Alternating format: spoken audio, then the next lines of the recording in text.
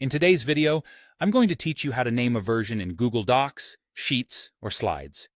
Naming versions is an incredibly useful tool, especially when you want to keep track of changes you've made or quickly revert to a particular state of your document.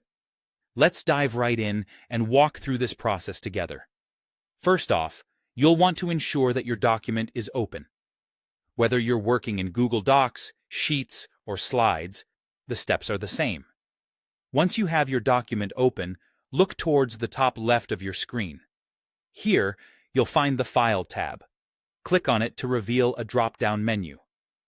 Within this menu, you'll see an option titled Version History, which may seem a bit tucked away. Hover over it, and a submenu will appear. From there, select See Version History. After clicking, a new panel should appear to the right side of your screen, displaying a list of all the versions of your document. These versions are essentially snapshots of your document at various points in time. Now, this is where things start to get interesting. Browse through the list on the right-hand side to find the version you want to mark. You might be looking to label a version before making significant changes. Or perhaps you'd like to tag a version that you reviewed with your team. It's really about marking those key points in your document's lifecycle that you think are noteworthy. Once you've identified the version you need, you'd notice a small 3 dots menu, sometimes referred to as an overflow menu, next to that version's name. Go ahead and click on it.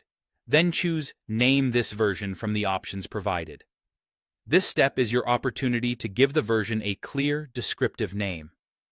A good practice is to choose names that are informative, so you know exactly what that version represents without needing to open it. You could consider something like Draft Before Client Review, if it was the last draft you had prior to feedback, or perhaps Final Approved Version once it's been finalized. If it's just a baseline template, naming it Template Baseline could be quite handy. Once you've settled on the name, press Enter to save it. As an additional tip, if you prefer to focus only on these named versions, you can easily filter the view. Look towards the top of the version history panel for a toggle switch that says Only Show Named Versions. By activating this switch, you can filter the view to display only the versions you've named, providing a cleaner overview of your document's evolution.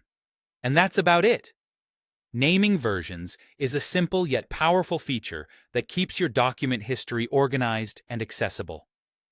Thanks for tuning in, and I hope this guide has made the process clear and easy for you.